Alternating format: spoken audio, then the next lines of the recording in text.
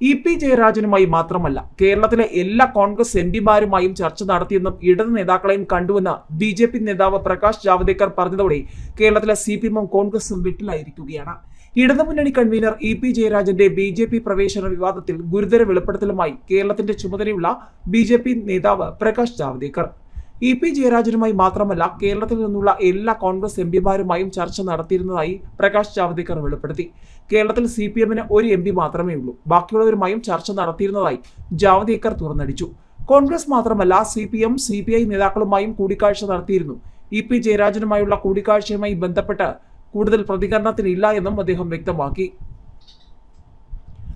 കോൺഗ്രസുകാർ BJP-യിലേക്ക് പോകുന്നുവെന്ന് ആക്ഷേപിക്കുകയും CPM-നെ നിലപാടുള്ളൂവെന്ന് ഇടതുപക്ഷം പ്രചരിപ്പിക്കുകയും ചെയ്യുമ്പോഴാണ് പി ജയരാജൻ BJP നേതാക്കളുമായി രാഷ്ട്രീയ ചർച്ച നടത്തിയെന്ന വാർത്ത പുറത്തുവരുന്നത്. പി ജയരാജന് പൊതുവെ ജാഗ്രത കുറവുള്ള ആളാണെന്നും BJP നേതാക്കളെ കാണുന്നത് തെറ്റല്ലെന്നും ന്യായീകരിക്കുകയാണ് മുഖ്യമന്ത്രി പിണറായി വിജയൻ.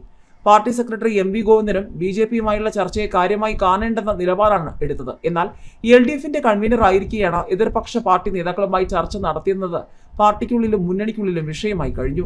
ശ്വാസോച്ഛ്വാസത്തിൽ പോലും LDF-ന് BJP വിരോധമാണെന്ന CPM നേതാവും മന്ത്രിയുമായ മുഹമ്മദ് റിയാസ് പ്രസ്താവിച്ചത് ജയരാജനെ തള്ളിപ്പറയാനുള്ള CPM നേതൃത്വത്തിന്റെ തുടക്കമായി കരുതുന്നു.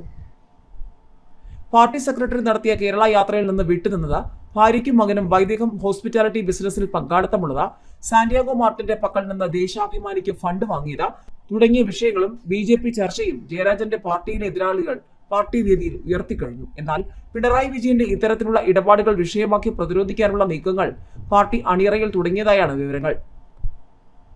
അതിനെ തുടർന്നാണ് പി ജയരാജൻ ചെയ്തത് അപരാധമല്ല, ജയരാജൻ പാർട്ടി വിട്ടുപോകില്ല തുടങ്ങിയ വിശദീകരണങ്ങൾ പിണറായി നടത്തിയത്. തെരഞ്ഞെടുപ്പ് ഫലം വരുന്നതോടെ സർക്കാർ തലപ്പത്തും പാർട്ടിയിലും മുന്നണി നേതൃത്വത്തിലും അഴിച്ചുപണികൾ ഉണ്ടാകുമെന്നാണ് സൂചനകൾ. അതേസമയം മുഖ്യമന്ത്രി പിണറായി വിജയൻ അറിയാതെ പി ജയരാജൻ പ്രകാശ് ജാവ്ദേക്കറെ കാണില്ലെന്നാണ് KC വേണുഗോപാൽ അടക്കമുള്ളവർ ആരോപിച്ചത്. അവിടം കൊണ്ട് തീർന്നില്ല. K. സുരേന്ദ്രൻ വീട്ടിൽ വന്നിട്ടുണ്ടെന്നും ഞങ്ങൾ സുഹൃത്തുക്കളാണെന്നും പി ജയരാജനെ ന്യായീകരിച്ച് VS സുനിൽകുമാറും രംഗത്ത് വന്നു.